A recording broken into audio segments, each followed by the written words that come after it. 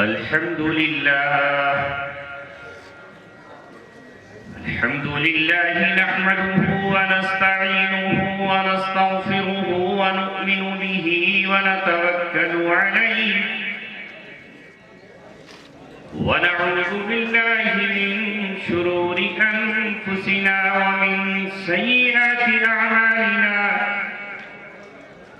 من يهده الله فلا مضل له ومن يضلله فلا هادي له ونشهد أن لا إله إلا الله وحده لا شريك له ونشهد أن سيدنا وسندنا وشفيعنا وحبيبنا ومولانا محمدا عبده ورسوله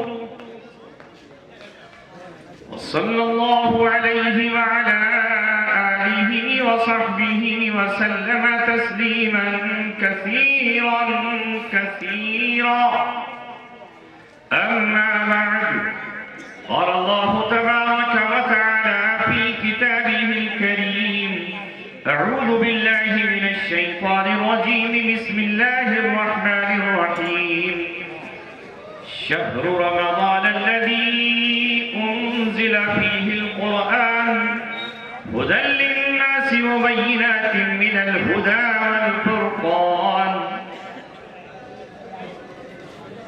قال رسول الله صلى الله عليه وسلم من قام رمضان إيمانا واحتسابا غفر له ما تقدم من ذنبه أو كما قال رسول الله صلى الله عليه وسلم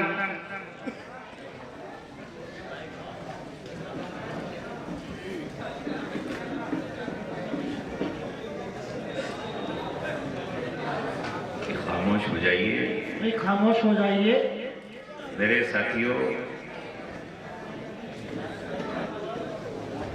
تھوڑا خاموش ہو جائیں تو میں بولوں، اگر آپ بولیں تو میں خاموش رہوں،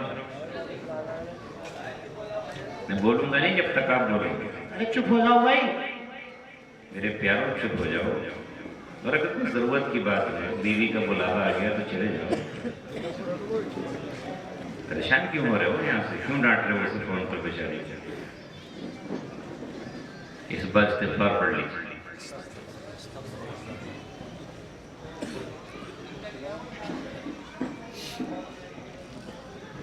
سالار کارواں ہے میرے حجاز اپنا، سالار کارواں ہے میرے حجاز اپنا، اس نام سے ہے باقی آرام جاں ہمارا، چین و عرب ہمارا، ہندوستان ہمارا، مسلم ہے ہم، وطن ہے سارا جہاں ہمارا۔ کی محمد سے وفا تو نے تو ہم تیرے ہیں، کی محمد سے وفا تو نے تو ہم تیرے ہیں، یہ جہاں چیز ہے کیا لوح و قلم تیرے۔ آج کے اس جلسے کے داعی حضرت قاری شاداب صاحب، اور اسٹیج پر جلوہ نما، جلوہ افروز علماء کرام، اور میرے سامنے بیٹھے ہوئے اس ملت کے ستاروں، اس ملت کے جگنوں، اور اس ملت کے غیور نوجوانوں، بزرگوں،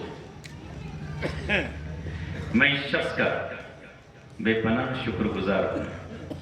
2007 سے میں نے میرا پور سے بجنور اور مظفر نگر کے بہت سارے سفر کیے، اس بازار سے گزر جاتا، کبھی راہ سے گزر جاتا، مگر کبھی دینی مجلس میں شرکت کا موقع ملا ہی نہیں، کسی نے بلایا ہی نہیں، ورنہ میں بھی وہی بات کہہ دیتا جو ابھی شاعر اسلام آپ سے کہہ رہے تھے۔ 2007 سے لے کر 2016 تک میرا دل تڑپتا رہا، زبان اس شہر میں بولنے کے لیے بے تاب و بے قرار رہی، میرا وجود اس زمین کو گواہ بنانے کے لیے میں چلتا رہا مگر ایسا موقع ہی نہیں آیا۔ اس کے بعد اب قاری شاداب صاحب کی دعوت آئی، میں نے اسے قبول کیا، اور 2015 کے بعد آج 2023 میں یہ دوسرا موقع ہے جب میں استقبال رمضان کے کسی پروگرام میں شامل ہوں۔ 2015 میں ایسا ہی استقبال رمضان کا پروگرام میں نے شہر حیدرآباد میں کیا تھا، اور وہاں لوگ استقبال کرتے ہیں رمضان کا، رمضان کی آمد سے پہلے ہے۔ یہ عجیب تماشا ہے کہ ہمارے یہاں کہتے ہیں کہ ہمیں استقبال کرنے کی رمضان کی ضرورت کیا ہے؟ ذرا سوچیے تو صحیح۔ مجھ سے لوگ پوچھتے کہ آپ کیا استقبال رمضان ہوتا ہے؟ ہمارے یہاں نہیں، استقبال نیتا ہوتا ہے، استقبال پردھان ہوتا ہے، استقبال قوال ہوتا ہے، استقبال مخنث ہوتا ہے۔ استقبال رمضان سے لوگ ذرا بچنا چاہتے ہیں۔ ذرا اپنے پیغمبر محمد صلی اللہ علیہ وسلم سے پوچھو کہ وہ رمضان کا استقبال کرتے تھے کہ نہیں؟ جب رجب کا مہینہ آتا تو آپ صلی اللہ علیہ وسلم دعا کے لیے ہاتھ اٹھاتے اور کہتے اللہم بارک لنا فی رجب و شعبان، اے اللہ ہمارے رجب کے مہینے میں بھی برکتیں ہمیں نصیب کر دے، اور شعبان میں بھی ہمیں برکتیں عطا فرما دے، وبلغنا رمضان وبلغنا الی رمضان، اور ہمیں اللہ رمضان تک پہنچا دے۔ تو آپ رجب سے رمضان کی تیاریاں شروع کر دیتے، اور آپ نے لوگوں سے یہ بھی کہا احصوا ہلال شعبان، شعبان کے چاند کو گنا کرو، شعبان کا چاند کب دکھا، کتنے دن کا ہوا، لرمضان، رمضان کے لیے، اس لیے کہ رمضان کا مہینہ کیا ہے اس کے بارے میں ہمیں پتہ ہی نہیں ہے۔ ہم پر تو جیسے محرم آیا اور جیسے شوال آیا ویسے ہی رمضان آ گیا، اور میں کیا کہوں، یہ تو برکت ہے اس رمضان کے مہینے کی کہ آپ کو رمضان یاد ہے، ورنہ باقی 11 مہینے تو یاد بھی کہاں ہیں، جنوری، فیبروری، یہ سب سے پوچھ لو۔ مگر یہ مہینے 12 یاد ہی کہاں، مگر قربان جائے اے ماہ مبارک رمضان، تیرا استقبال اس نے کیا جو تیرا مقام جانتا ہے۔ اے رمضان، آج ہم تیرے استقبال کے لیے جمع ہیں، اور کیوں جمع نہ ہو؟ اللہ تعالیٰ نے قرآن میں فرمایا ان عدت الشہور عند اللہ 12 شہرا، اللہ تعالیٰ کے نزدیک 12 مہینے ہیں، 12 مہینے اللہ نے بنائے ہیں جب سے اللہ نے زمین و آسمان کو بنایا ہے، لیکن اللہ نے قرآن میں اپنی کتاب میں صرف ایک ہی مہینے کا نام لیا ہے، اور وہ ہے رمضان۔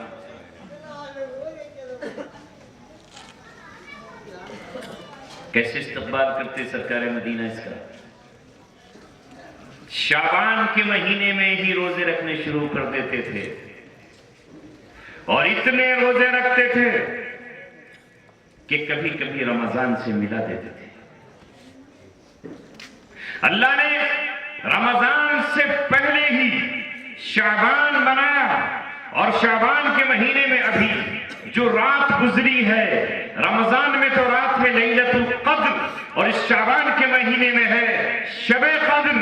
چونکہ رمضان کا استقبال گناہوں سے پاکی کے ساتھ کرو، توبہ پہلے کر چکے ہو، اللہ کی طرف سے مغفرت ہو چکی ہو، اس لیے اللہ تعالیٰ نے اس سے پہلے ایک رات لیلۃ البراء بنا دی اور شب برات بنا دی کہ 15ویں شب کو اللہ تبارک و تعالیٰ سے معافی مانگ لو۔ اس رات اللہ تبارک و تعالیٰ معاف فرما دیتا ہے۔ اس رات جاگ لو، اس رات قیام کر لو اور روزے رکھ لو اور رمضان کی تیاریاں کرو۔ جب رمضان آئے تو تم دھلے دھلائے ہو، کپڑوں کے لحاظ سے نہیں، وہ تو ہر وقت آپ کے چوکس چوبند رہتے ہیں۔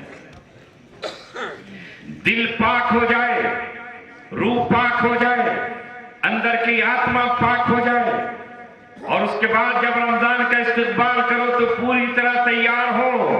یہ جسم روح دونوں کا جوڑ ہے، اگر روح زندہ ہے تو جسم بھی زندہ ہے، روح مردہ ہے تو جسم بھی مردہ ہے. اسلام نے جو حکم بھی ہم کو دیا ہے وہ اس لیے دیا ہے کہ ہماری روح تازہ رہے. روح کی غذا ہے اللہ تبارک و تعالیٰ کا ذکر, اور جسم کی غذا ہے یہ گیہوں, چاول, دانا, آدھا آٹا, چاول.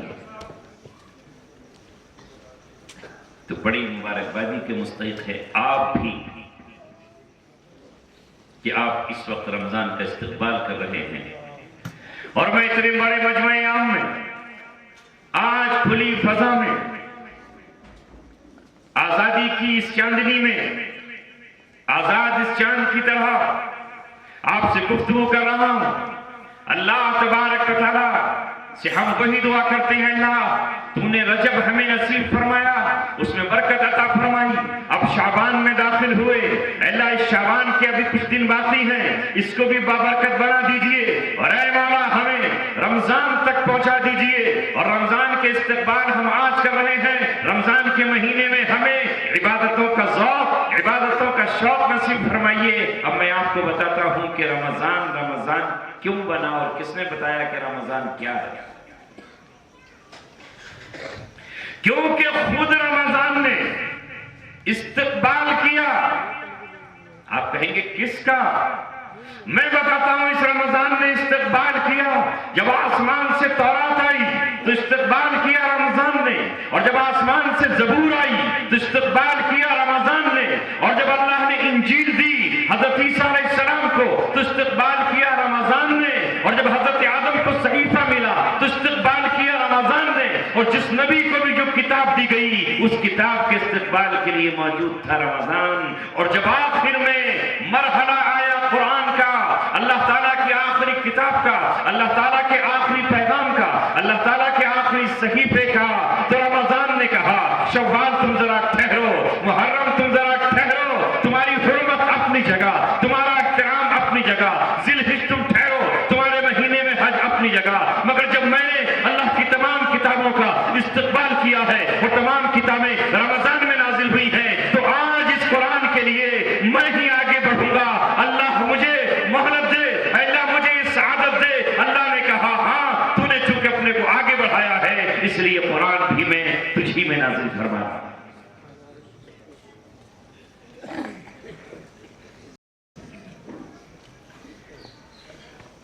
ہم تو مائل بکرم ہیں, کوئی سائل ہی نہیں.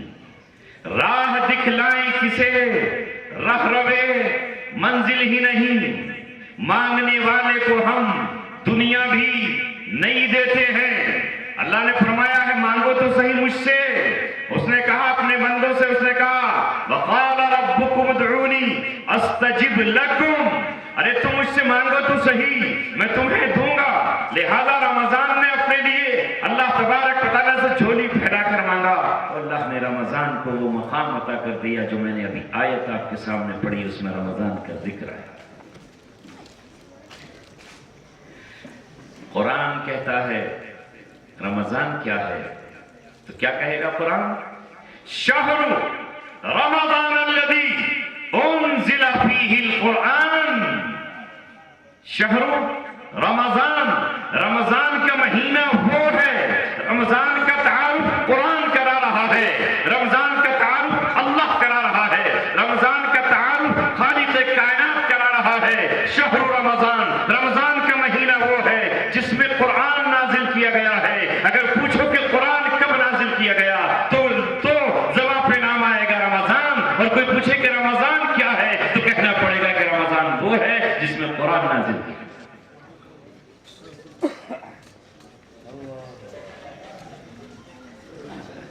آگے پھر قرآن نے کہا اتنا اہم مہینہ کیوں ہے؟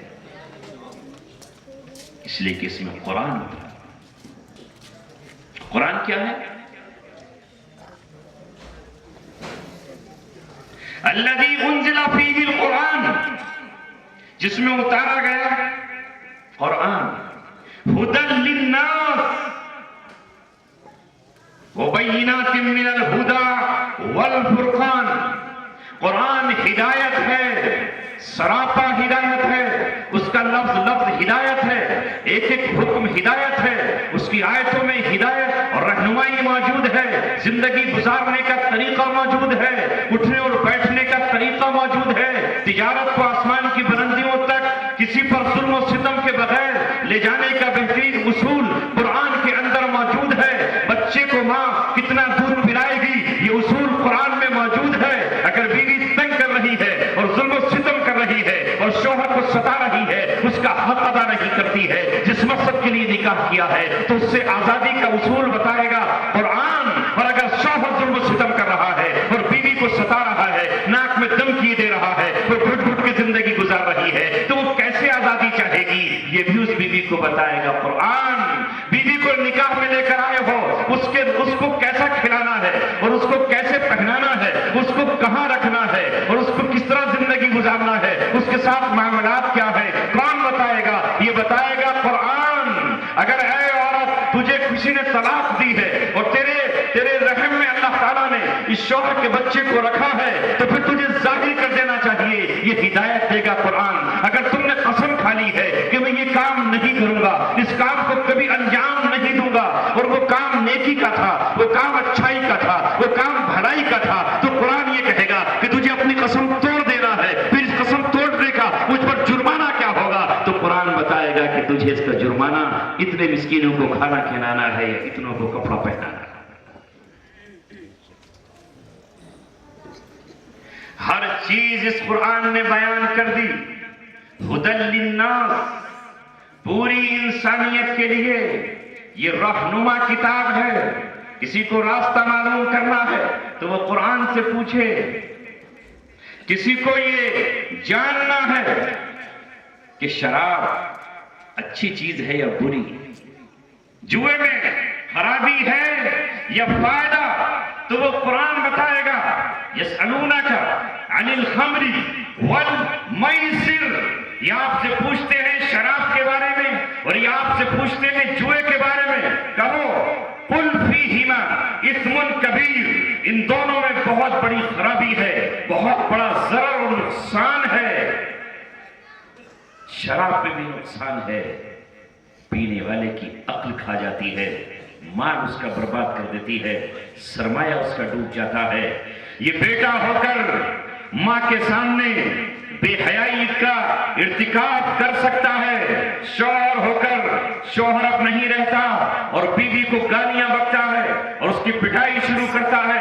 وہ انتظار کرتی ہے شوہر آئے گا تو میں کھانا بناؤں گی, وہ انتظار کرتی ہے کہ وہ گھر میں آئے گا تو دل کی باتیں کروں گی, وہ انتظار کرتی ہے جب شوہر آئے گا تو میں وفا کے نغمے اور وفا کی گیت اس کو سناؤں گی. مگر یہ شرابی جب گھر میں داخل ہوتا ہے تو یہ شیشیاں پھوڑ ڈالتا ہے, گھر کی چیزیں توڑ ڈالتا ہے اور جا کر کے پورے گھر کو بدبودار کر دیتا ہے. بیٹے ابا کا انتظار کرتے ہیں, بچیاں باپ کا انتظار کرتی ہیں کہ ابا جان سے ہم باتیں کریں گے, مگر یہ تو پڑا ہوا ہے اس طرح جس طرح کوئی گدھا تھک کر کے ریت پہ لیٹ جاتا ہے. یہ قرآن نے کہا کہ اس میں ضرر زیادہ ہے. ہاں تھوڑی دیر کی لذت ہے, ان کے کہنے پہ مت جاؤ جو اس شعر سے پیسہ کماتے ہیں کہ مجھے پینے کا شوق نہیں ہے, پیتا ہوں غم بلانے, غم نہیں جاتے اس سے, غم اور آتے ہیں. قرآن نے جو کہہ دیا وہ سچ ہے, کسی شاعر نے جو بک دیا وہ سچ نہیں ہو سکتا, وہ غلط بھی ہو سکتا ہے. شاعروں کا تو کام رہا ہے ہمیشہ بادشاہوں کے درباروں میں گئے اور بادشاہ کی تعریف کرنے لگے, اور جب بادشاہ نے نذرانہ زیادہ نہیں دیا تو اس کے عقل کو بتا دیا کہ ٹخنوں میں ہے. شعراء کا تو کام ہی یہ ہے, ان کا تو مقصد ہی یہی ہوا کرتا ہے. لہذا وہ بات جو قرآن کہہ رہا ہے, جو اللہ کہہ رہا ہے کہ فیہما اسم کبیر, شراب میں بھی اور جوئے میں بھی بہت بڑا نقصان ہے. ومنافع للناس, ہاں فائدہ بھی ہے. کبھی کبھی جواری کی لاٹری بھی کھل جاتی ہے, کبھی کبھی سٹوریے کے دن آ جاتے, لیکن اکثر نہیں آتے. لاٹری کے ٹکٹ خریدنے والے خالی ہاتھ ہی نظر آتے ہیں, کبھی ہو گیا تو ہو گیا. اس لیے اسلام نے کہا کہ بن دیکھی چیز پر اپنا پیسہ برباد مت کرو, لگاؤ تجارت پر. جو سامنے ہے ایک چیز خریدو, اس کو خریدو ابھی, اور خریدنے کے بعد مارکیٹ میں لے جاؤ, تمہارا اپنا نفع ہے, جتنا چاہے کما لو, یہ حلال ہے کیونکہ وہاں سامنے چیز رکھی ہوئی ہے اور میں اس کا سودا کر رہا ہوں. میں یہ رومال خرید کر لایا ہوں اور میں کہتا ہوں کہ اب میں 250 300 500 میں بیچوں گا تو ظاہر ہے کہ اس میں نقصان کیا ہے. لیکن لاٹری میں سٹے میں جہاں کوئی چیز ہے ہی نہیں, بس یوں اچھالا اور نیچے سکہ گرا, پتہ نہیں ادھر گرے گا کہ ادھر گرے گا. آگے کیا کہا؟ وَإِسْمُهُمَا أَكْبَرُ مِن نَفْعِهِمَا, ان کا جو نقصان ہے وہ ان کے نفع سے زیادہ بڑا ہے. اور اسلام کے حرام اور حلال ہونے کا یہی ضابطہ, یہی اصول, یہی فلسفہ ہے کہ جو چیز زیادہ نقصان دیتی ہے اسے اس نے حرام قرار دے دیا, اور جو زیادہ نفع بخش ہے اسے اس نے حلال قرار دے دیا. جو چیز ہمارے فائدے کی تھی کسی بھی طرح سے, کسی بھی اینگل سے, کسی زاویے سے, اسلام نے اسے حرام قرار نہیں دیا, اسے حلال قرار دیا ہے. اور جو ہمارے نقصان کی تھی, چاہے وہ اپنی پرسنل ذات کے لیے ہو, یا وہ معاشرے کے لیے ہو, یا وہ سماج کے لیے ہو, یا وہ کسی بھی طرح سے ملک کے نقصان دہ ہو, ان تمام چیزوں کو حرام قرار دیا ہے اسلام نے. یہی ہے قرآن جو کہتا ہے کہ حلال اور حرام. یہ تو بات اس پر چلی کہ قرآن کی ہدایت ہے, یہ ہے گائیڈ, یہ ہے رہنما. اس سے پوچھو دودھ کتنا پلانا ہے بچے کو, آپ کہیں گے نہیں ہم اس سے نہیں پوچھیں گے. تم کون ہوتے ہو؟ ہم نہیں پلاتے اپنے بیٹے کو دودھ, ہم تو بکری کا پلائیں گے. نہیں پلاتے ہم تو پاؤڈر پلائیں گے. پلاؤ. اللہ تعالیٰ کہہ رہا ہے دودھ کا بنانے والا بھی میں, اس بچے کو بنانے والا بھی میں, اس ماں کو بیٹے کی نعمت دینے والا بھی میں, اور اس کے سینے میں خون کو دودھ کی شکل میں اتارنے والا بھی میں. میں نے جو یہ ٹانک بنایا ہے, آج سائنس آسمان پر کمندیں ڈال کر آسمان کو چیر کر آسمان تک پہنچ جائے, مگر ابھی تک کوئی ڈاکٹر, کوئی حکیم, کوئی شخص بھی دودھ جیسا ٹانک تیار نہیں کر سکا. جو اللہ نے اس میں رکھا ہے کسی چیز میں نہیں ہے. اسی طرح اللہ کہتا ہے جو میں نے شہد بنایا ہے تم سب کچھ شربت بنا لو, جوس بنا لو, کیمیکل ملا لو, ساری دنیا سے لے آؤ, لیکن جو شہد کی مکھی کو میں نے ہدایات دی ہے اور جو اس سے کہا ہے کہ تو اپنے چھتے وہاں پر لگانا, پھلوں کو چوس کر آنا, راستہ بھولے گی نہیں, راستہ میں تجھے بتاؤں گا. اس کی نگرانی کے لیے جو میں نے اس کو ڈنک دیے ہیں, جو اسے پاکیزہ چیز دی ہے, میں نے شہد کو شفا کا نام دیا ہے. دنیا میں کوئی ٹانک اور کوئی دوا دودھ کا مقابلہ نہیں کر سکتی, اس لیے کہ میں نے بنایا ہے. تو چونکہ بچے کو میں نے بنایا, دودھ میں نے بنایا, تو ہدایت کس سے لے گا؟ ہدایت تو مجھ سے لے. وہ ہدایت لے کر قرآن اترا اور اس نے کہا والوالدات یرضعن اولادہن حولین کاملین, مائیں اپنے بچوں کو 2 سال دودھ پلا. پھر دیکھیں اس بچے کی طاقت, قوت, انرجی, صلاحیت.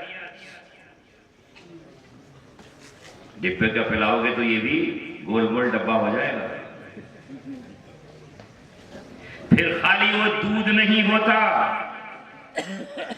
میں نے اس دن امروہہ میں کہا اور پھر دوہرا رہا ہوں الفاظ کو. جب ایک ماں اپنے بچے کو دودھ پلاتی ہے تو وہ خالی دودھ نہیں پلاتی, اپنے جگر کا خون اس میں منتقل کرتی ہے.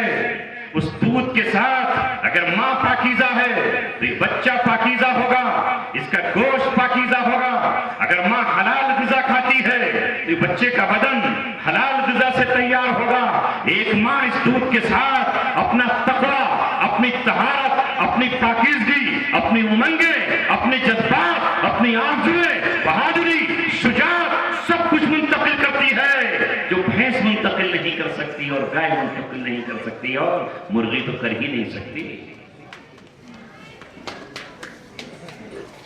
یہ ہے اس لیے اللہ نے کہا پلاؤ, اے ماں اپنا دودھ پلا کر ان کو پالو, ہر دودھ کے قطرے تجھے ثواب ملے گا.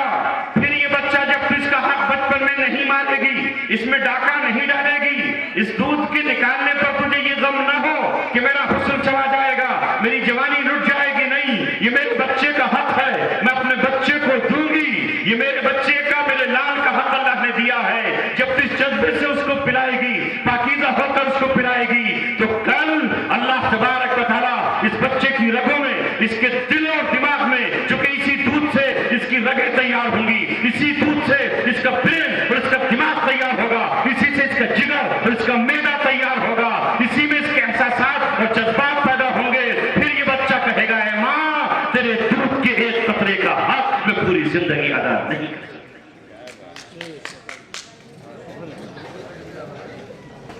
یہ اس لیے کل کی مائیں اپنے بچے کو باوضو دودھ پلاتی تھی، ناپاکی کے عالم میں نہیں پلاتی تھی، فرق پڑتا تھا۔ آج حالات دوسرے ہیں، میں اس پہ گفتگو نہیں کر رہا۔ میرے چھوٹے بچوں نے بہت اچھے انداز میں تقریریں کی ہیں، میرا دل خوش ہو گیا، اس لیے کہ اللہ تعالیٰ کا دستور ہے کہ وہ اس دنیا کی اصلاح کے لیے ریفارمر، پیغامبر بھیجتا رہے گا، اپنا پیغام وہ سنواتا رہے گا۔ اگر ہم اپنی زبانوں کو بند کر لیں اور ہم بھی نہ بولیں تو اللہ تبارک و تعالیٰ پتوں کو حکم دے گا اور وہ گفتگو کریں گے۔ اللہ تبارک و تعالیٰ درختوں کو زبان دے گا اور وہ گفتگو کریں گے۔ اللہ تعالیٰ چڑیوں اور بلبلوں کو حکم دے گا اور وہ گفتگو کریں گے۔ اللہ تبارک و تعالیٰ ہر چیز پر قادر ہے، اللہ رب العزت ہر چیز پر قادر ہے، اپنا پیغام ہم سب تک پہنچائے گا۔ اس لیے ہماری خوش نصیبی ہے کہ ہم اللہ کا پیغام سن رہے ہیں اور سنا رہے ہیں۔ اس نے ہمیں آج بلایا، یہاں پر ہمیں بٹھایا، یہ اس کا کرم ہے۔ تو بات چل رہی تھی استقبال رمضان کی، جب رمضان کے استقبال کی بات آئے گی تو قرآن تو اسی میں نازل ہوا، قرآن ہی کی تو بات آئے گی۔ آگے کیا کہا قرآن کو اللہ نے؟ بینات من الہدی، اس میں ہدایت کی کھلی ہوئی سورج کی طرح، چاند کی طرح، دمکتے ہوئے ستاروں کی طرح نشانیاں ہیں، کوئی ڈھکی اور چھپی ہوئی چیز نہیں ہے اس میں ہدایت کی، بالکل سیدھی اور واضح نشانیاں ہیں۔ اور اگلی بات قرآن کے بارے میں اللہ نے کہی والفرقان، یہ قرآن فرقان بھی ہے۔ اور فرقان کسے کہتے ہیں؟ جو حق اور باطل میں تمیز کرے اسے فرقان کہتے ہیں۔ نعرہ تکبیر، نعرہ تکبیر، حضرت مفتی عبدالسمیع صاحب، زور سے لگاؤ بھائی، نعرہ تکبیر، نعرہ تکبیر۔ اللہ کی تکبیر کہہ لی، سن رہے ہیں ماشاءاللہ، یہ بہت بڑی بات ہے۔ تو فرقان کسے کہتے ہیں؟ جو حق اور باطل کو جدا کر دے۔ یہی اس آیت کو دوسری آیت سے ملاتے ہوئے میں آپ سے کہتا ہوں، اللہ تعالیٰ ہم سے مطالبہ کرتا ہے یا ایھا الذین آمنوا اتقوا اللہ، اللہ تبارک و تعالیٰ سے ڈرو۔ ایک مقام پر حکم دیا اور دوسرے مقام پر فرمایا ان تتقوا اللہ یجعل لکم فرقانا، اگر تم تقوی اختیار کرو گے تو اللہ تمہیں فرقان عطا کرے گا۔ اور فرقان کیا ہے؟ یہ وہ نور ہے، یہ وہ روشنی ہے، یہ وہ اجالا ہے جس کے اجالے میں تم حق اور باطل کو پہچان سکو۔ وہ اللہ عطا فرمائے۔ روشنی نہ ہو تو کیسے پہچان کرو گے؟ ٹارچ نہ ہو تو کیسے جانو گے؟ تو ان تتقوا اللہ، تقوی کا سب سے پہلا انعام اللہ نے کیا کہ آپ کے دل میں ایک نور داخل کر دیا جائے گا اور اس نور سے آپ پہچان لو گے کہ صحیح کیا ہے اور غلط کیا ہے۔ جسے ہمیں اللہ نے عقل دی ہے، اس عقل سے ہم پہچانتے ہیں کہ کون سی چیز صحیح ہے اور کون سی غلط ہے۔ یہ عقل ہمیں دنیا میں فرق کرنے کے لیے دی ہے، لیکن دینی اعتبار سے، روحانی اعتبار سے اور ہمارے آخرت کے اعتبار سے کیا چیز صحیح ہے غلط ہے یہ کب ملتا ہے؟ یہ نعمت ملتی ہے فرقان کی اس وقت جب انسان تقوی اختیار کرتا ہے۔ اور تقوی کسے کہتے ہیں؟ تقوی وہ ہے کہ آدمی فتوے سے اوپر اٹھ کے عمل کرے۔ جائز تو جائز ہے ہی، جائز سے اوپر اٹھ کے جب آدمی عمل کرے یہ تقوی ہے۔ اور اسی تقوی کے لیے اللہ تبارک و تعالیٰ نے ہم پر روزہ فرض کیا ہے۔ یا ایھا الذین آمنوا کتب علیکم الصیام کما کتب علی الذین من قبلکم، اے ایمان والو تم پر ایسے ہی روزے فرض کیے گئے ہیں جیسے تم سے پہلی امتوں پر فرض کیے گئے تھے۔ کیوں؟ لعلکم تتقون، تاکہ تم تقوی اختیار کر لو۔ تقوی کے معنی ہے بچنا نقصان سے، جو چیزیں دنیا میں نقصان دیں ان سے بچنا اور جو آخرت میں نقصان دیں ان سے بچنا، تاکہ تمہارے اندر تقوی کی اسپرٹ پیدا ہو جائے، تقوی کی ایک تمہارے اندر صلاحیت پیدا ہو جائے۔ اس لیے اللہ نے تم پر ایک ماہ کے روزوں کو فرض کر دیا لعلکم تتقون۔ اور جب تقوی تمہارے اندر آ جائے گا تو تمہیں فرقان مل جائے گا اور اس کی روشنی میں تم سمجھو گے کہ کیا صحیح ہے اور کیا غلط ہے۔ اس لیے صحابہ تقوی کی زندگی اختیار کیا۔ کون سی زندگی؟ تقوی کی۔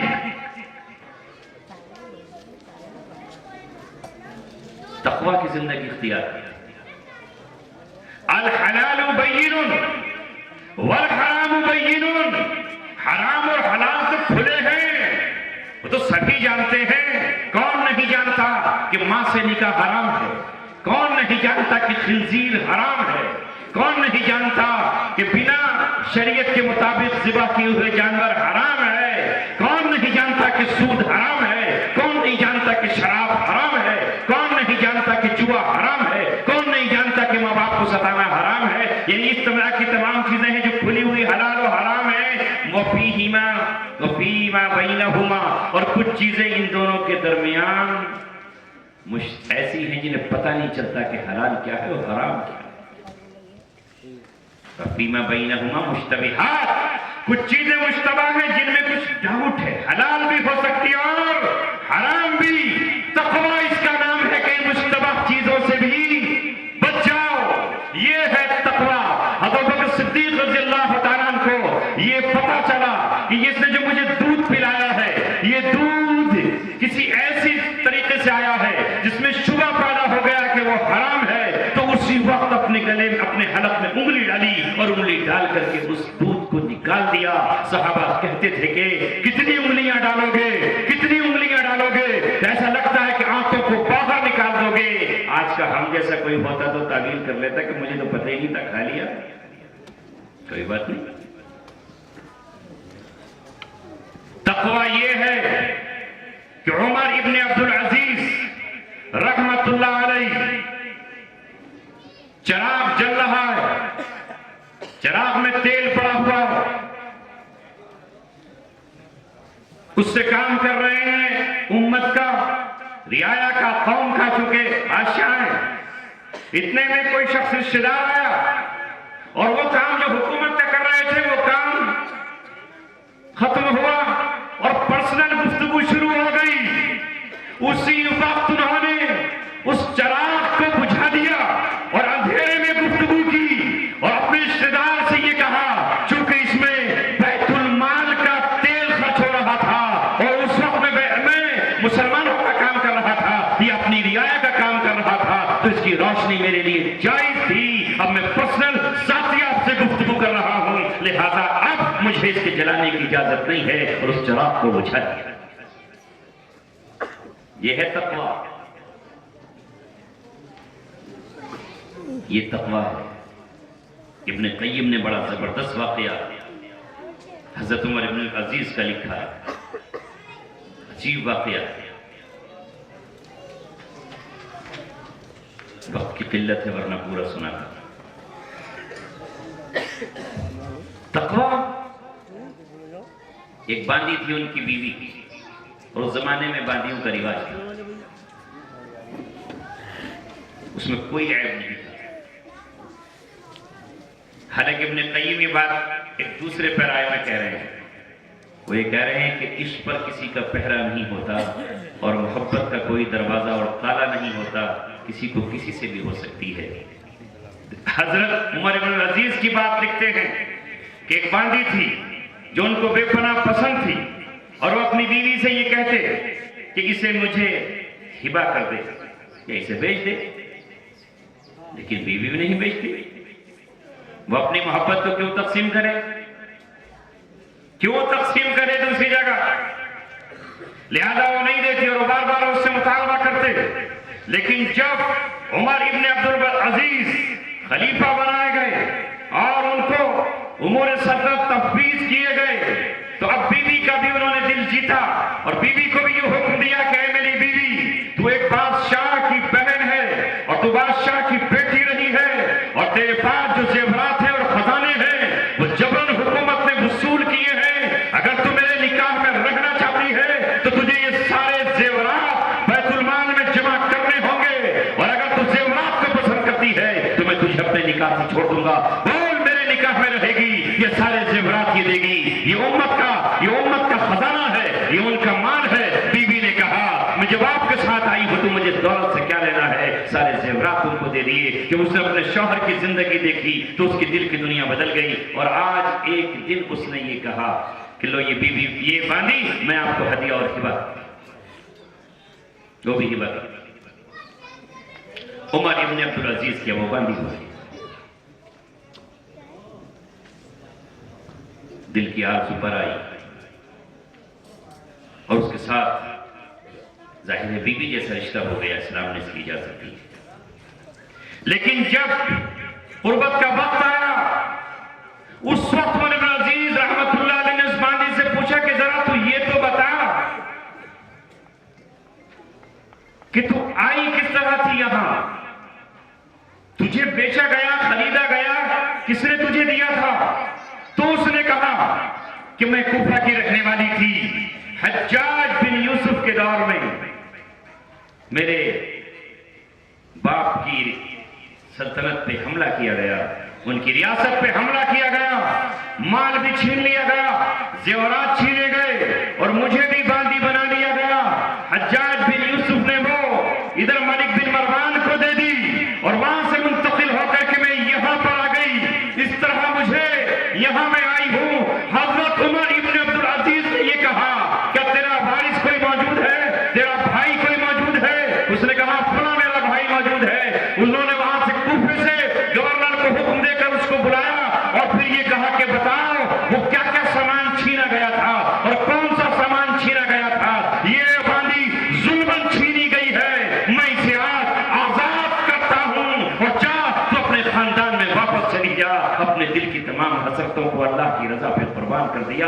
یہ ہے تقویٰ۔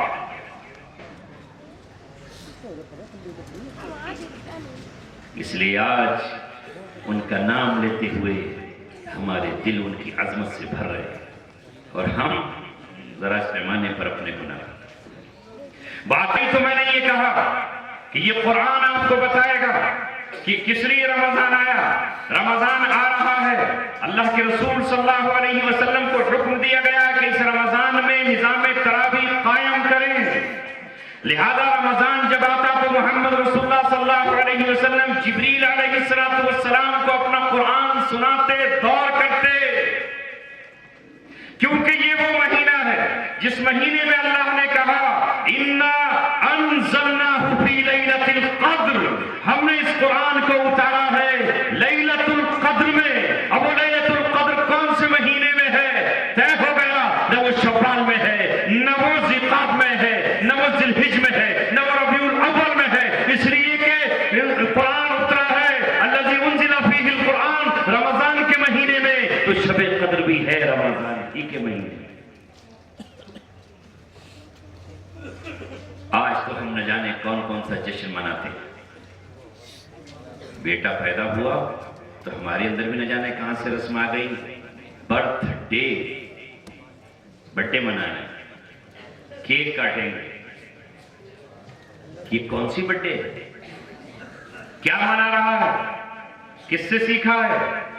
تیرے نبی کی عمر 63 سال ہوئی، ان سے زیادہ خوشی کس کی ہوگی جب کائنات میں کائنات کا دولہا آ گیا، اس کائنات کا دلبر آ گیا، اللہ تبارک و تعالیٰ کا محبوب آ گیا، زمین و آسمان کو قرار آ گیا، یتیموں کو سکون مل گیا، بیواؤں کی آنکھوں میں خوشی کے جگنو جگمگا اٹھے، لیکن اس نے کبھی اپنا برتھ ڈے نہیں منایا۔ اگر منایا ہوتا تو سیرت کی کتابوں میں موجود ہوتا۔ صدیق اکبر ان کے دوست، رفیق اور ان کے خسر، دوستانہ کیسا سب کچھ نچھاور کیا، مگر انہوں نے تو کبھی جنم دن اور پیدائش کا دن نہیں منایا۔ مگر آج ہم برتھ ڈے منا رہے ہیں۔ نہیں، اللہ تعالیٰ کہہ رہا ہے ارے یہ کیا ہے، تو اسے کیا منائے گا، تیری اوقات کیا ہے، تو ہے کیا، تیرا بچہ کیا ہے؟ اگر جشن منانا ہے تو آؤ، میں جشن مناتا ہوں اس مہینے کا جس مہینے میں میں نے قرآن اتارا ہے۔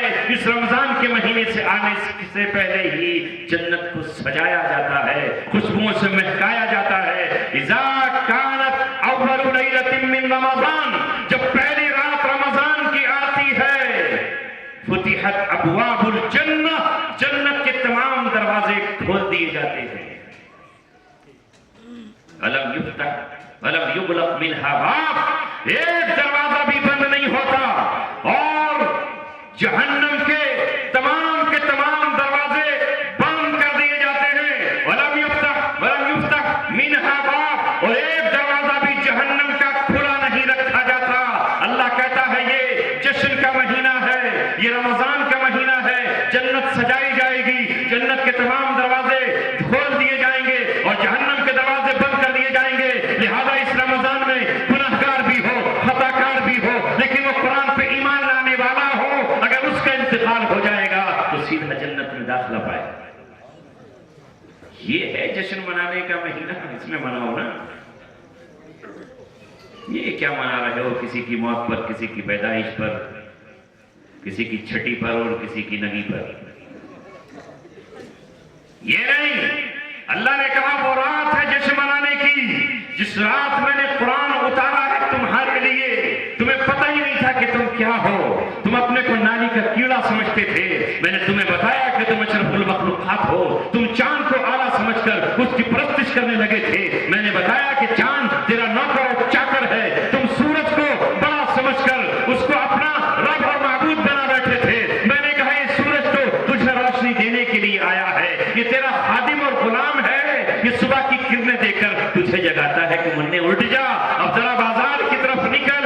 ये चांद तो तेरा गुलाम है, ये आकर के दिन भर की धूप को और दिन भर की थकन को अपनी चांदनी से ठंडा करता है।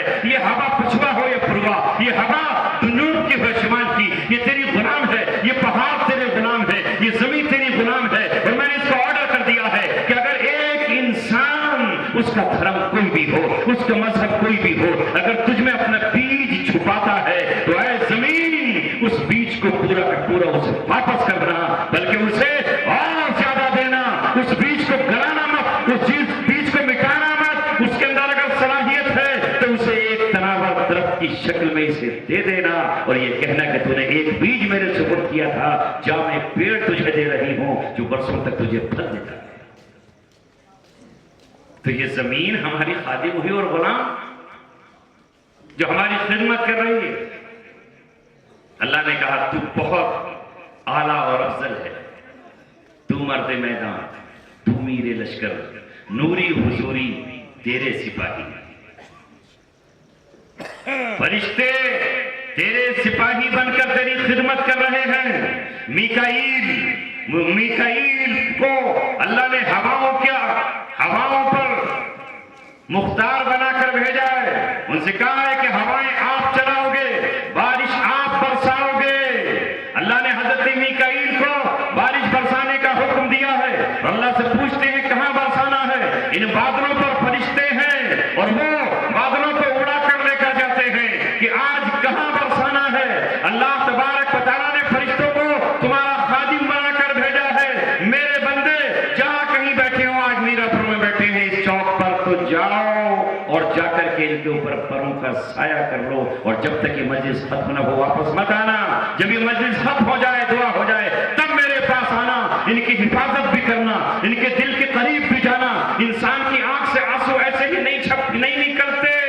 अल्लाह के रसूल की हमने हदीस पढ़ी है, उसमें बताया गया है कि एक फरिश्ता हमारे दिल पे अपने पर की मलाई करता है और जब वो पर मलता है हमारे दिल पर तो दिल नर्म होता है और उससे फिर हमारी आंख से आंसू छलकता है और जब आंसू छलकता है तो गुनाह माफ होते हैं, दुआएं सुनी जाती हैं, रब का गुस्सा ठंडा होता है और जहन्नम के अंगारे ओले और बक बन जाते हैं।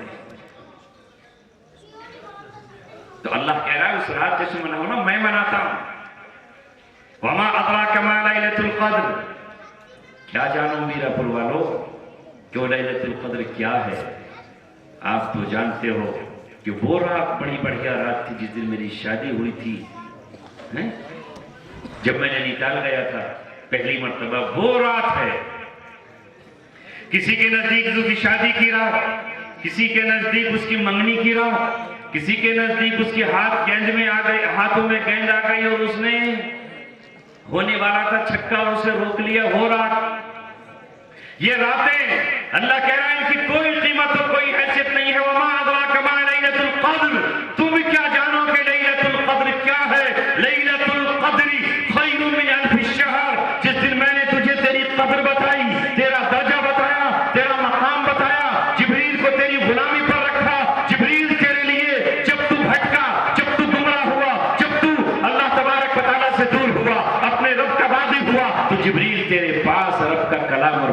लेकर आया।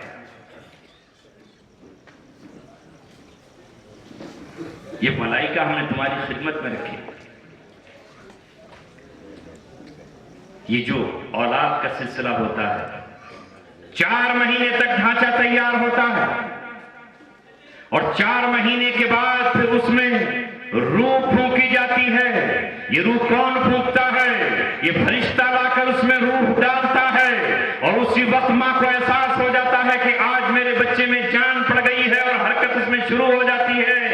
और उसी वक्त फरिश्ता उसकी पेशानी पर लिख देता है कि तेरा रिस्क कितना है, तू कब तक जिंदा रहेगा, तेरी उम्र क्या है, वो तमाम की तमाम चीजें फरिश्ता उस पर लिख देता है। मारिफुल कुरान में मुफ्ती शफी साहब ने लिखा है कि आंख की हिफाजत पर 6 फरिश्ते अल्लाह ने लगा। तो जिस दिन हमने तुझे तेरी कद्र बताई, वो रात है कद्र की, तू भी इस रात की कद्र कर ले। और मेरा तो आलम ये है, तनज़्ज़लुल मलाइकतु वर्रूहु फीहा बिइज़्नि रब्बिहिम मिन कुल्ली अम्र। उस दिन फरिश्ते और फरिश्तों का सरदार रूहुल अमीन जमीन पर उतरते हैं हर तरह का फैसला लेकर।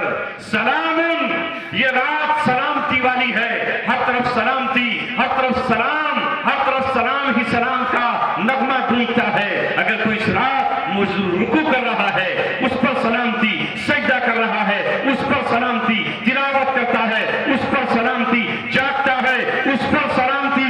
चारों तरफ फरिश्ते गलियों में घूम जाते हैं और अस्सलामु अलैकुम अस्सलामु अलैकुम के नगमे गूंजते हैं। ये हत्ता मतलअल फज्र, और फज्र तक ये सिलसिला जारी रहता है। जब जब भी रमजान आएगा तब तब उसका जश्न आसमानों पर जमीनों पर मनाया जाएगा। रमजान की पहली रात आते ही क्या होता है? सुफ़िदतिश शयातीन व मरदतुल जिन, सर्कस शैतानों को मलाइका बेड़ियों में और हथकड़ियों में कैद करके कैदखानों में डाल देते हैं कि ये रहमत का महीना है, ये बरकत का महीना है, ये मग़फ़िरत का महीना है, ये कुरान के दौर का महीना है, ये तरावी में कुरान के सुनने का महीना है, ये इफ्तार और सहरी का महीना है। शैतानों द्वारा तुम्हें कैद किया जाता है, जाकर के ज्यादा मत भड़काना मेरे बंदों को, वरना वो रोजा भी लिख पाएंगे और तरावी भी कहां रख पाएंगे। देखिए रमजान में कैसा मौसम है। तो आज इस रमजान के इस्तकबाल के लिए शादाब साहब ने हम सबको दावत की और दी। दोनों की का मतलब खाना भी खाएंगे, कुछ लोगों की दावत भी होगी। और ये दावत इस प्रोग्राम में आने के लिए ये रूहानी दावत है और वो खाने की दावत है। अल्लाह ताला ने हम सबको आज कहा कि आज जिक्र करो, पहचानो उन रातों को, पहचानो उस अशरे को जिसमें अल्लाह तबारक व तआला ने शब कद्र को रखा है। आने वाला रमजान कितना अहम है, इसलिए आज की महफिल में ये तय करो कि इस रमजान की कद्र करेंगे। किस तरह? कोई रोजा नहीं छोड़ेंगे, कोई तरावी नहीं छोड़ेंगे। इफ्तार के वक्त जो है दुनिया की बातें नहीं करेंगे, बल्कि उस वक्त हम दुआ करेंगे। सहरी के अनवार व बरक़ात अलग हैं और इसके इफ्तार के अनवार व बरक़ात अलग हैं, इसकी दोपहर की अनवार व बरकतें अलग हैं। सहरी के खाने का जो लुत्फ है वो अलग है, मगर चूंकि हमारा दिल बालिग होने के बाद ख्वाहिशात नफ्स से मगलूब होकर गंदा हो जाता है, गुनाहों से गंदा होता है। इसकी कैफियत अगर किसी से पूछना हो तो वो हमारे मासूम बच्चे हैं जिनको हम कहते हैं कि हम सहरी में तुमको नहीं उठाएंगे, और खटखट होते ही वो उठ के बैठ जाते हैं और कहते हैं अम्मी सहरी में कल मुझे उठा देना, माँ मुझे सहरी में उठाना। सहरी की बरकतें उनका दिल जानता है, उनकी नजरें जानती हैं, क्योंकि अभी वो पाकीज़ा हैं, पाक हैं, गुनाहों से मासूम। बस मेरे साथियों, बहुत वक्त मैंने आपका लिया, मगर एक बात जो अभी कही जा रही थी माशरे की इस्लाह से, मैं बहुत सी तकीरात दूसरे मकाम पर कर चुका हूँ।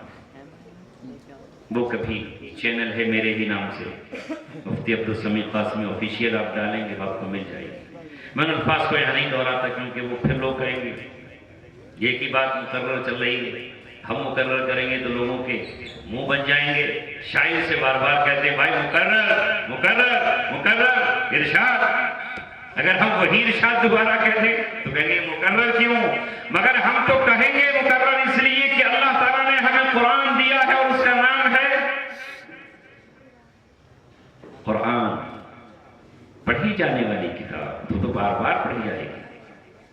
سبع من المثانی جو بار بار دہرائی جائے. اللہ نے کہا کہ سورہ فاتحہ کو اتنا دہراؤ کہ ہر رکعت میں دہراؤ, اسی کو دہراؤ.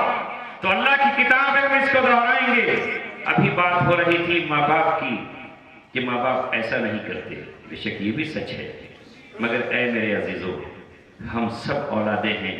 ماں باپ کے تعلق سے اللہ نے ہم سے کیا کہا ہے, اس قرآن نے کیا کہا ہے, وہ ذرا سنا دوں. تفصیل تو نہیں کر پاؤں گا, مگر ضرور آپ کو بتا دوں اس وقت کہ ہم سے ماں باپ کے تعلق سے اللہ نے کیا کہا ہے. سورہ بنی اسرائیل کی آیت ہے نا, وَقَضَىٰ رَبُّكَ أَلَّا تَعْبُدُوا إِلَّا إِيَّاهُ وَبِالْوَالِدَيْنِ إِحْسَانًا. یہاں تو پوری تفصیل بیان کر دی اللہ نے. دوسرے مقام پر بھی کہا وَبِالْوَالِدَيْنِ إِحْسَانًا. اپنی عبادت کے بعد اپنی ذات کے ساتھ شریک نہ ٹھہرانے کی ہدایت کے ساتھ اللہ نے اگلا فرمان جاری کر دیا وَبِالْوَالِدَيْنِ إِحْسَانًا. اور اپنے ماں باپ کے ساتھ ہمیشہ احسان کرنا, حسن سلوک کرنا. مگر کرتے ہیں ہم؟ نہیں کرتے. ایمانداری سے اس وقت دل پہ ہاتھ رکھو اور ٹھنڈی آہ بھر کے یہ دیکھو کہ تم روزانہ کماتے ہو, مہینے میں سیلری پاتے ہو, تجارت کرتے ہو, مگر الگ سے اپنی ماں کو شادی ہو جانے کے بعد, بچے ہو جانے کے بعد کتنے روپے اپنی ماں کو دیتے ہو کہ ماں یہ تیرے ہیں, تو جہاں چاہے خرچ کر لے, اپنی بیٹیوں کو دے دے, پوتے پوتیوں کو دے دے, نواسیوں کو دے دے. کرتے ہو؟ آج اس مجلس میں طے کرو ایک حصہ ضرور ہم اپنی ماں کو دیں گے. اگر بار رہتی ہے جمع, جب ملاقات پر جائیں گے تو ہم اس ماں کو دیں گے جس ماں نے اپنا خون پلا کر, جس نے اپنا دودھ پلا کر, جس نے اپنے ہاتھوں کو جھولا بنا کر ہمیں جھلایا, جس نے اپنی باہوں میں ہمیں کھلایا, جس نے ہمیں اپنی سینے کے ہیٹر اور سینے کی گرمی سے, ٹھنڈک سے بچایا, جس نے ہمیں بچپن میں موت کی آغوش میں جانے سے اس لیے بچایا کہ میرا لال مر نہ جائے, اور وہ ڈاکٹروں کے دھکے کھاتی رہی, لائن میں کھڑی رہی اور ڈاکٹروں سے بھیک مانگتی رہی. آج وہ ماں کمانے کے قابل نہیں ہے. ہاں وہ ماں جب تک کما سکتی تھی اس نے کمایا, جب تک چل سکتی تھی جب تک وہ چلی, مگر ایک وقت اس پر ایسا آتا ہے کہ وہ معذور ہو جاتی ہے. تمہاری بہو کی وہ ماں نہیں ہے, وہ تمہاری ماں ہے, وہ بہو کی ماں نہیں ہے. بہو کی ماں تمہاری ساس ہے, اسے اپنی ماں سے محبت ہے. تمہاری ماں تمہاری ہے, اپنی ماں کی خدمت تم کرو. اس نے کتنی مرتبہ تیرا سر دبایا ہے, کتنی مرتبہ تیرے پیروں کو دبایا ہے. تو رات میں اٹھا تو تجھے پانی دیا ہے, تو نے کبھی ضد کر لی کہ میں یہ کھانا نہیں کھاؤں گا, تو اسی وقت اس نے چولہا جلایا ہے اور دوسرا کھانا تجھے تیار کر کے دیا ہے. آج وہ ماں تجھ سے صرف یہ چاہتی ہے کہ میں بوڑھی ہو گئی ہوں, اے میرے بیٹے میری آنکھوں میں موتیابین کا پانی آ گیا ہے, میں تیری تصویر صحیح سے نہیں دیکھ پاتی, میں تیرا چہرہ, وہ جو میرا چہرہ وہ بچپن کا تھا, وہ دھندلا نظر آتا ہے. اے میرے بیٹے تو خرچ کرتا ہے اپنی بیوی کے ہار پر, اپنی بیوی کی حفاظت پر, اپنی سالی کی شادی میں اپنے سالوں پہ خرچ کرتا ہے. اے میرے بیٹے میرا ایک ہی آنکھ کا آپریشن کرا دے, اس میں لینس چلوا دے, تاکہ میں صبح اٹھوں تو تیرا چہرہ دیکھ کر میرے کلیجے کو ٹھنڈک پہنچ جائے. کتنی مائیں ہیں جن کو میں اپنے دیہاتوں میں دیکھتا ہوں, چشمے نہیں ہیں ان کے پاس, ٹوٹ جائیں تو بیٹے لا کر نہیں دیتے, بیٹے لا کر نہیں دیتے. پہلی فرصت میں اگر کسی کے ماں باپ اس منزل کو پہنچے تو ان کا حق یہ ہے کہ وہ ان کی آنکھوں کا انتظام کریں, تاکہ وہ اپنے بچوں کو, تمہاری اولاد کو, پوتوں کو دیکھ کر اپنے کلیجے کو ٹھنڈا کر سکیں. عمر کا تقاضا ہے, اللہ تعالیٰ نے ایک سسٹم بنایا ہے کہ کل تجھے ان کی ضرورت تھی, آج وہ تیرے محتاج ہے. اور بعض پر اللہ تعالیٰ یہ منظر دکھانے کے لیے باپ کو یا ماں کو معذور کر دیتا ہے. چل نہیں سکتے, کل تو چلنے کے قابل نہیں تھا, تو ماں تجھے کاندھے پر سوار کرتی تھی, باپ تجھے اپنی گود میں اٹھا کر لے جایا کرتا تھا. آج انہیں تیرے بازوؤں کی ضرورت ہے, آج ان کو لاٹھی کی بیساکھی نہیں, تو اپنے ماں باپ کی بیساکھی بن جا. لہذا اگر تو خدمت کرے گا تو یقیناً تیری بیوی بھی یہ سمجھ کر کہ یہ میرے شوہر کی ماں ہے، وہ بھی خدمت کرنے کے لیے آگے بڑھے گی۔ جب تو ہی دھتکارے گا تو اسے کیا ضرورت پڑی ہے اس کی، تو وہ غیر ہے۔ اب اللہ کیا کہہ رہا ہے؟ اما یبلغن عندک الکبر احدہما او کلاہما، اے اولاد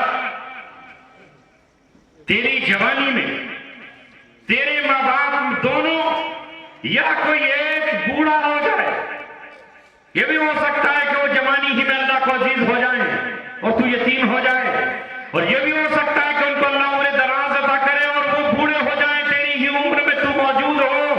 اما یبلغن عندک الکبر احدہما او کلاہما، کیونکہ اب وہ بوڑھے ہو چلے ہیں، لہذا بڑھاپے میں ان کی بچپنا لوٹ آیا ہے۔ اللہ کہتا ہے وَمَن نُعَمِّرْهُ نُنَكِّسُهُ فِي الْخَلْقِ، جس کو ہم عمر دراز دیتے ہیں تو ہم اس کی تخلیق کو الٹ دیتے ہیں، یعنی اب ان کا دماغ بچوں جیسا ہو گیا ہے۔ ماں بچوں جیسی ضد کرنے لگی ہے، اسے وہ چیزیں اچھی لگتی ہیں جو بچے کو اچھی لگتی ہیں، نقصان دہ چیزیں بھی اسے اچھی لگنے لگتی ہیں۔ وہ بات پہ روٹھے گی، کل تو روٹتا تھا آج ماں روٹ جائے گی، کل تو بار بار پوچھتا تھا آج ماں بار بار پوچھے گی، کل تو بھول جاتا تھا آج ماں بھول جائے گی۔ لہذا اللہ نے اس کو الٹا کر دیا ہے، وہ بچی ہو گئی، بچپنا آ گیا ہے۔ کل تیرے دانت نہیں تھے آج اس کے دانت نہیں ہوں گے، وہ تجھے چمچ سے کھلاتی تھی آج تجھے چمچ سے کھلانے کی نوبت پیش آ سکتی ہے۔ لہذا اللہ تعالیٰ نے کہا جب یہ مرحلہ آئے گا تو سب سے پہلے انسان کی چونکہ زبان چلتی ہے، زبان سے انسان جواب دیتا ہے، وہ زبان کبھی خنجر سے زیادہ زخمی کر دیتی ہے۔ خنجر کا زخم تو بھر جاتا ہے، زبان کے زخم نہیں بھرتے۔ تو اللہ تعالیٰ نے پہلا آرڈر کیا فَلَا تَقُل لَّهُمَا اُف، اس موقع پر اپنے ماں باپ کو اف بھی مت کہے۔ علماء نے لکھا ہے کہ اگر اف سے زیادہ کوئی کلمہ ہوتا اللہ اسے بھی نازل کر دیتا۔ اف مت کہنا، فَلَا تَقُل لَّهُمَا اُف، چلو زبان پر تو کنٹرول کر لیا، برا لگ جائے گا، پڑوسی سن لے گا، بھابش سن لے گی، بھائی سن لے گا، بہنیں سن لے گی، اور مگر اف تو نہیں کہا، مگر پیشانی پر بل پڑ گیا۔ اللہ نے اگلا آرڈر دیا، یہ غصہ، یہ قہر اور اندر کے دلی جذبات چہرے پر بھی ظاہر نہ ہو، وَلَا تَنْهَرْهُمَا، پیشانی پہ بل نہ پڑے، ماں ہے باپ ہیں، وَلَا تَنْهَرْهُمَا۔ دوسرا تو اللہ نے صاف آرڈر کیا، اپنے محبوب پہ نہیں چھوڑا، مفتی شاداب پر مولوی شاداب پر نہیں چھوڑا کہ تم بتا دینا امت کو، فقہ مبانی رحمۃ اللہ علیہ پر نہیں چھوڑا کہ تم غور و خوض کر کے ان کو مسئلہ بتا دینا، امام شافعی اور ابن تیمیہ پر نہیں چھوڑا کہ تم قرآن اور حدیث میں غور کر کے بتانا۔ اللہ نے خود کہا میں تجھے ہدایت دے رہا ہوں بندے، فلا تقل لہما اف ولا تنہرہما، پیشانی پر بھی بلنا پڑے، وَاخْفِضْ لَهُمَا جَنَاحَ الذُّلِّ مِنَ الرَّحْمَةِ۔ تیسرا آرڈر دیا اللہ تعالیٰ نے، آرڈر ہے یہ، آج بڑے سے بڑا بادشاہ اور بڑے سے بڑا وزیر و منتری اور وزیر داخلہ تک بھی سپریم کورٹ کے آرڈر سے ڈرتا ہے کہ نہیں، فالو کرتا ہے کہ نہیں؟ سپریم کورٹ آرڈر کر دے کہ چھوڑو اسے جیل سے، چھوڑنا پڑے گا، حکومت چاہے یا نہ چاہے۔ تو دنیا کے سپریم کورٹ اگر یہ کہہ دے تو اس کا ہم حکم مانتے ہیں، اور ملکی معاملات کو چلانے کے لیے اس کا حکم ماننا ہی پڑتا ہے، نہیں مانو گے تو طاقت ہے، پوری طاقت سے منوائیں گے۔ لہذا اللہ تعالیٰ کا یہ حکم ہے جو بادشاہوں کا بادشاہ اور سلطانوں کا سلطان ہے، جس نے کہا ہے کہ شہنشاہ کا لفظ صرف میری ہی شان ہے، کسی دوسرے کے لیے شہنشاہ کا لفظ سزاوار نہیں ہے، چونکہ بادشاہوں کا بادشاہ میں ہوں۔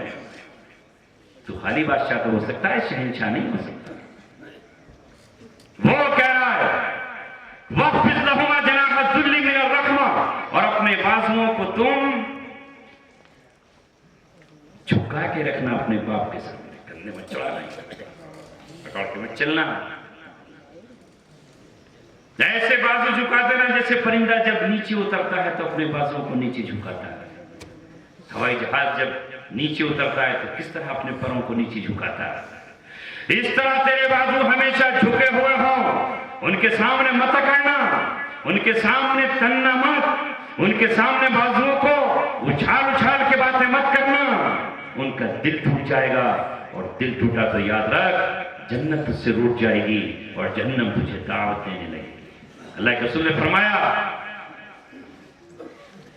رضا رب فی رضا الوالد، باپ کی رضا میں اللہ کی رضا ہے، وسخط الرب فی سخط الوالد، والد کی رضامندی میں اللہ کی رضامندی ہے۔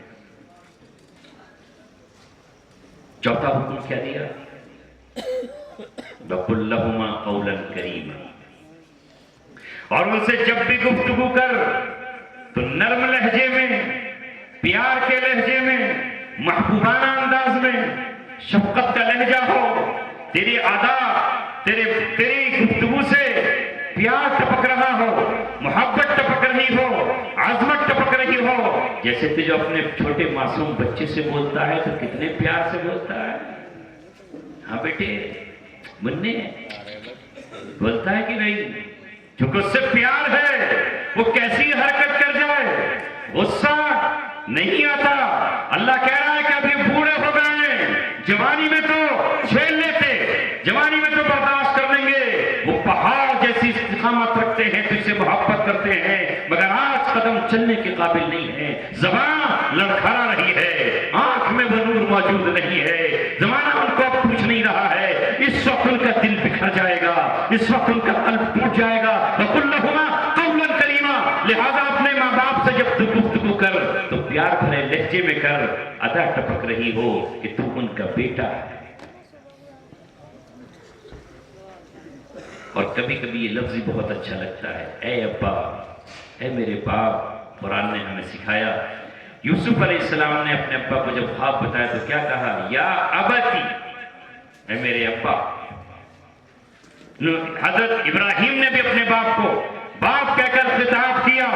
اگر کوئی باپ کہے فنا اور بچہ کہے ہاں ابو، ہاں ابا جان، تو اس سے باپ کا دل کتنا بڑھ جاتا ہے۔ مگر آج کا بڑے گا ہاں کیا کہہ لو، بتاؤ کیا کرنا، باپ کیا کہے گا؟ لیکن یہ کسی کے حق میں کانٹے نہیں ہو رہا۔ انتظار کر، کل تجھ کو بھی باپ بننا ہے، تیری بھی اولاد ہے۔ کنویں میں جیسی آواز لگاؤ گے نا ادھر سے کیسی آواز آئے گی، ویسی ہی آواز کنویں سے آئے گی جیسی آواز تم لگاؤ گے۔ اس لیے باپ کو جیسے پکارو گے اولاد ویسے ہی پکارو گے۔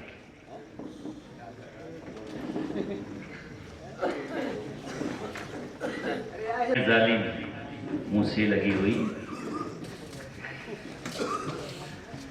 کوئی بات نہیں، کوئی بات نہیں، برداشت کرنا ہی پڑے گا، چونکہ رمضان کا مہینہ صبر کا مہینہ ہے، صبر بھی کرنا پڑے گا، ہم سب کو صبر بھی سیکھنا پڑے گا۔ بس ایک بات رہ گئی ہے، وہ سن لو، ادھر دیکھو، سفاری سوٹ میں بیٹھے ہوئے نوجوان بہت غور سے آپ سن رہے ہیں، اور میں آپ ہی کو اپنی ساری بات سنا رہا ہوں، مجھے ہی دیکھیے، کیونکہ جو غور سے سنتا ہے میں اسے ہی سناتا ہوں، ایک ہو یا 1000 اسی سنائی جائے گی جو دل سے سن رہا ہے۔ چھوڑ دیجیے ضرورت کی بات، انشاءاللہ یہ وقت قبولیت کا ہے، اللہ کہلوا رہا ہے، اور آپ کی برکت سے یہ وفات میں جیسا کہ کہا چینل کے ذریعے نہ جانے کہاں کہاں تک پہنچے گی، اور اللہ تعالیٰ کس کو توفیق دے گا کہ اپنے ماں باپ کی خدمت کرے۔ اور انشاءاللہ آج سے ہم یہ طے کر کے جائیں گے کہ اپنے ماں باپ کی خدمت کریں گے، ہر مہینے ہم طے کریں گے کہ اپنی ماں کو ضرور رقم مختص کر کے دیں گے، چاہے وہ 100 روپے ہی کیوں نہ ہو اور چاہے وہ 500 روپے ہی کیوں نہ ہو۔ اگر ماں باپ آپ سے دور رہتے ہیں تو جب ملاقات ہوگی تو کچھ نہ کچھ دیں گے، اور جب آپ دیں گے تو آپ اپنی اولادوں سے بھی دلواؤ، اپنے بچوں سے دلواؤ۔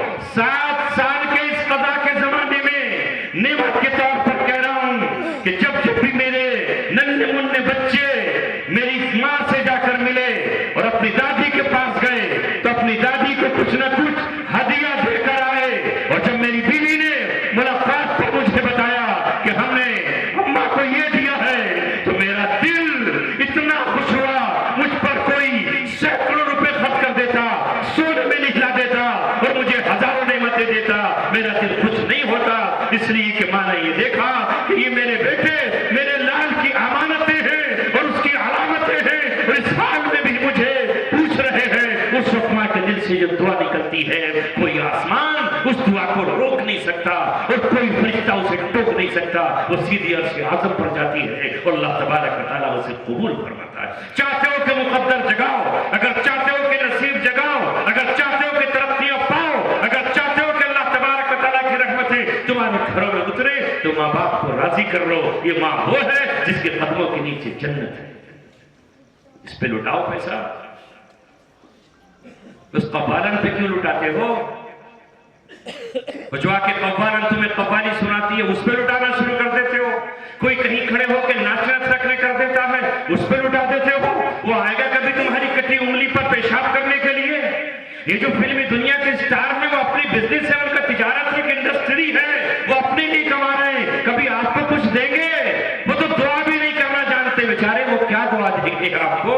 اگر یہ دعا دے گی تو یہ تمہاری ماں دعا دے گی اور اس کی دعا اللہ تبارک و تعالیٰ قبول فرمائے گا. آخری بات کہہ رہا ہوں کہ اللہ نے آگے فرمایا وَقُلْ رَبِّ ارْحَمْهُمَا كَمَا رَبَّيَانِي صَغِيرًا. اور اسی پر بس مت کرنا, 4 آرڈر میں نے تم کو دیے ہیں. اللہ تعالیٰ سے اپنے ماں باپ کے لیے مغفرت کی دعا اور رحمت کی دعا کرنا. وَقُلْ رَبِّ ارْحَمْهُمَا كَمَا رَبَّيَانِي صَغِيرًا. اے میرے مولا, اے میرے رب, اے میرے اللہ, میرے ماں باپ پر پیسہ ہی رحم کرنا جیسے انہوں نے بچپن میں مجھے پالا. کیونکہ اللہ میں چاہ کر بھی نہیں خدمت کر سکتا. میں ملازم ہوں, ماں گاؤں میں رہتی ہے, میں شہر میں ہوں, ماں وہاں رہتی ہے, میں وہاں نہیں ہوں. اے مولا تو ہی ان پر رحم کرے گا. اللہ نے کہا وہ زندہ رہیں تب بھی ان کے لیے رحم کی دعا کر, قبر میں چلے جائیں تب رحم کی دعا کر, اور جب وہ اس عالم میں پہنچ جائیں تو رحم کی دعا کر. اور جب کبھی تو کوئی نیک کام کیا کر فرض کے علاوہ, قربانی کرے, صدقہ کرے, عمرہ کرے, اور جو کام کرے اس کا سبب اپنے ماں باپ کو پہنچایا کر. دنیا میں ہو تب زندہ کو بھی ثواب پہنچا سکتے ہیں اور مردہ کو بھی. ہمارے ویسے سمجھتے ہیں کہ مردہ ہی کو پہنچاؤ, زندہ کے اکاؤنٹ میں بھی چلا جائے گا اور مردہ کے اکاؤنٹ میں بھی چلا جائے گا. لہذا زندہ ماں باپ ہو تب بھی آپ ثواب پہنچا سکتے ہیں اور چلے جائیں تب بھی پہنچائیں. چونکہ آخری بات ماں باپ کی تھی, کیونکہ اس رمضان کے مہینے میں اللہ کے رسول نے جو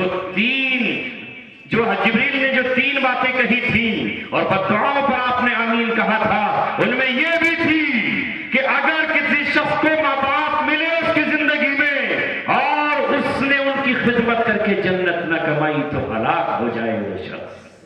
اس رمضان میں آئی تھے نا یہ بات, تو اس لیے اس ماں باپ کا بھی اس سے خاص تعلق ہے. اللہ تبارک و تعالیٰ مجھے اور آپ کو اور ہم سب کو عمل کی توفیق عطا فرمائے. وآخر دعوانا ان الحمد للہ رب العالمین. اللهم صل على سيدنا ونبينا ومولانا محمد وعلى آل سيدنا ونبينا ومولانا محمد. اللهم أرنا الحق حقا وارزقنا اتباعه وأرنا الباطل باطلا وارزقنا اجتنابه. ربنا ظلمنا أنفسنا وإن لم تغفر لنا وترحمنا لنكونن من الخاسرين. لا إله إلا الله الحليم الكريم.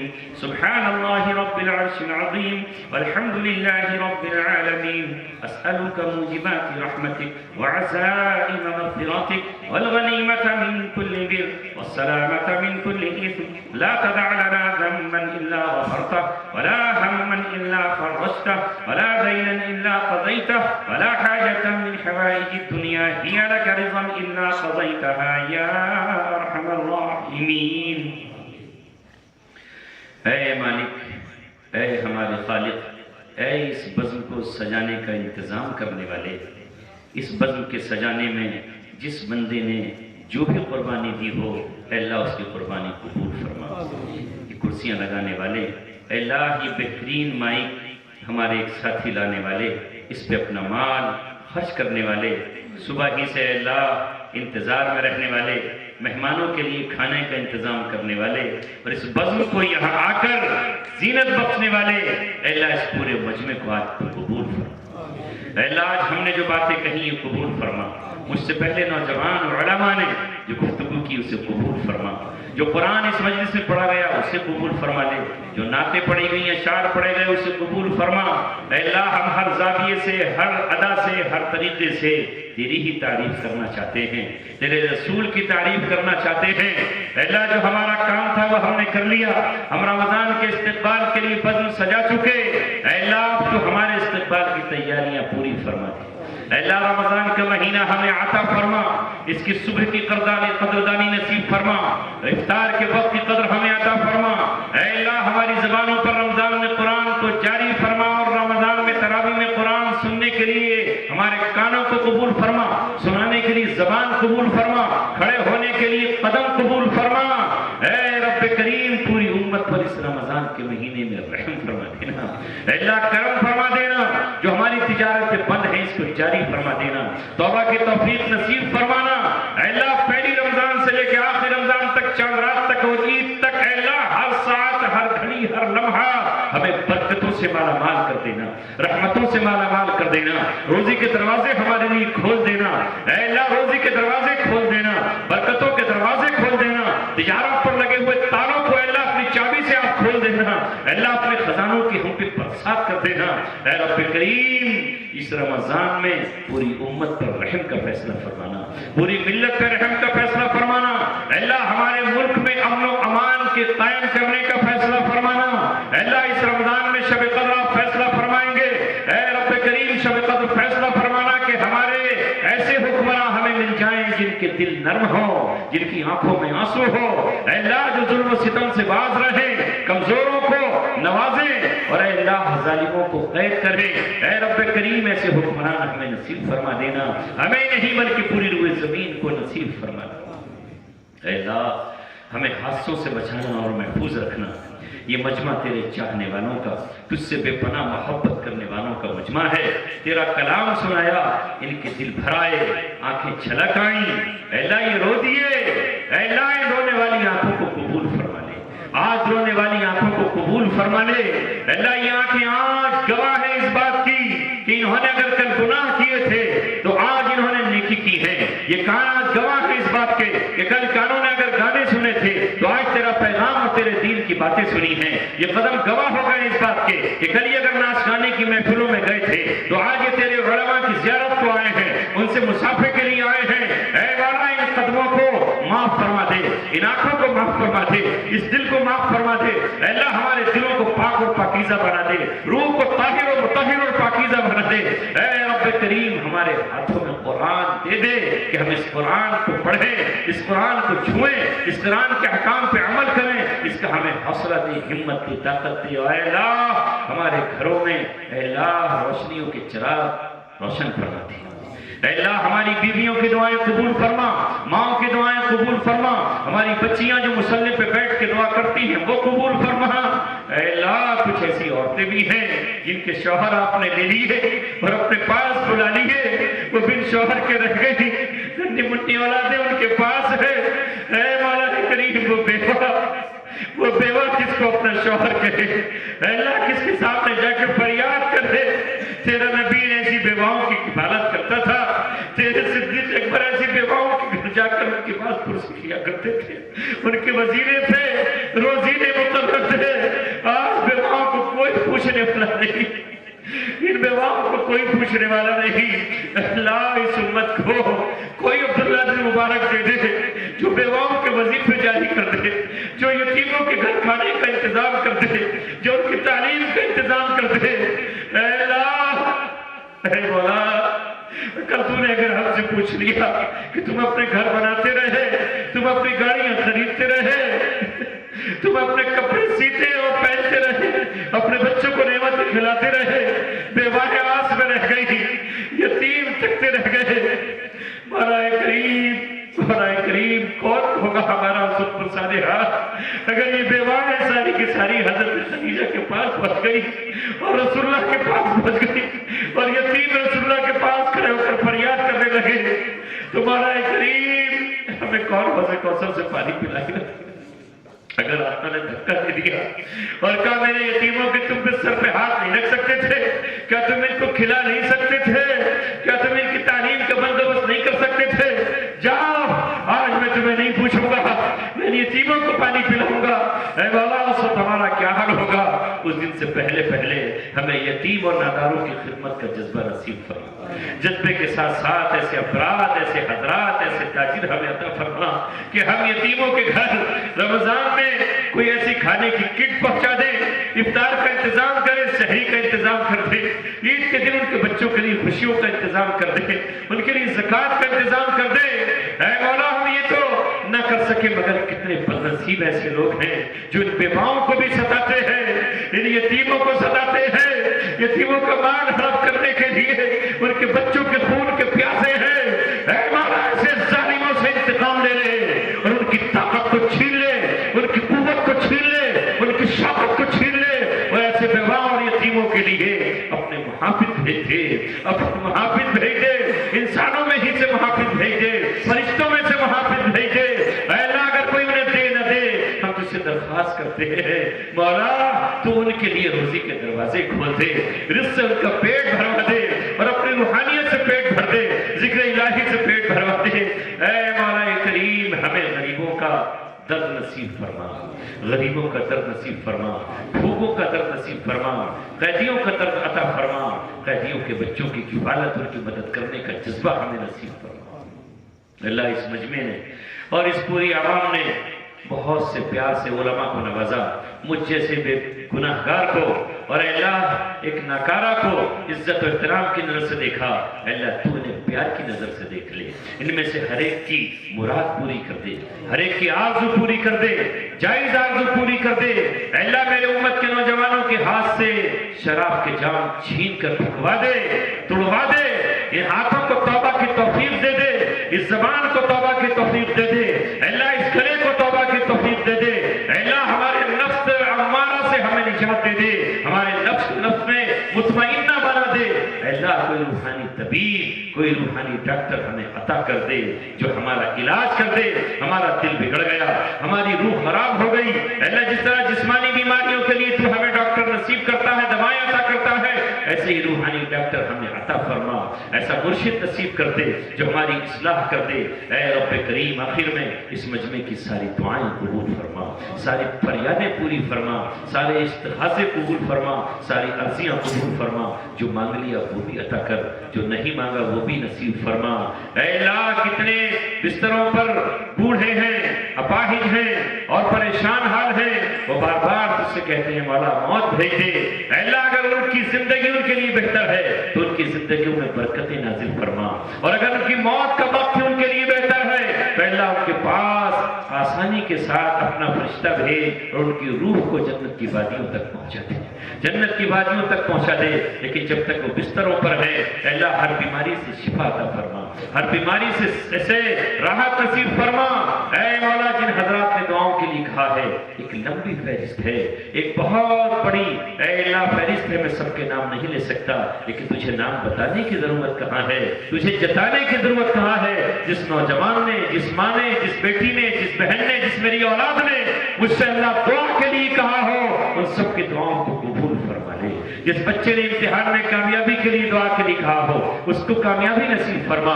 اے اللہ جنہوں نے اعلیٰ نمبرات سے پاس ہونے کی درخواست کی ہو اعلیٰ نمبروں سے انہیں پاس کر دے۔ اے اللہ امت کو بہترین طبیب نصیب فرما، ڈاکٹر بھی نصیب فرما، انجینئر عطا فرما، بہترین امت کے میں عالم نصیب فرما۔ ہماری دعاؤں کو اپنے فضل سے اور اس مجمع کی برکت سے قبول فرما، اس مجمع کی برکت سے قبول فرما۔ اے مولا میں آخر میں تجھے اس مجمع کے عمل کا واسطہ دیتا ہوں، ان کے عمل سے قبول فرما۔ اس مجمع میں بیٹھے ہوئے کسی ایسے شخص سے جس سے تجھ کو پیار ہو، وہ تیرا پیارا ہو، وہ تیرا محبوب ہو، تجھے اس سے لگاؤ ہو، اے اللہ اس شخص کی بدولت ہم سب کی دعاؤں کو قبول فرما۔ آج کی دعائیں بھی قبول فرما، ماضی کی دعائیں قبول فرما، اور آئندہ جو دعائیں مانگے اللہ وہ بھی قبول فرما لینا۔ سبحان ربک رب العزت عما یصفون وسلام علی المرسلین۔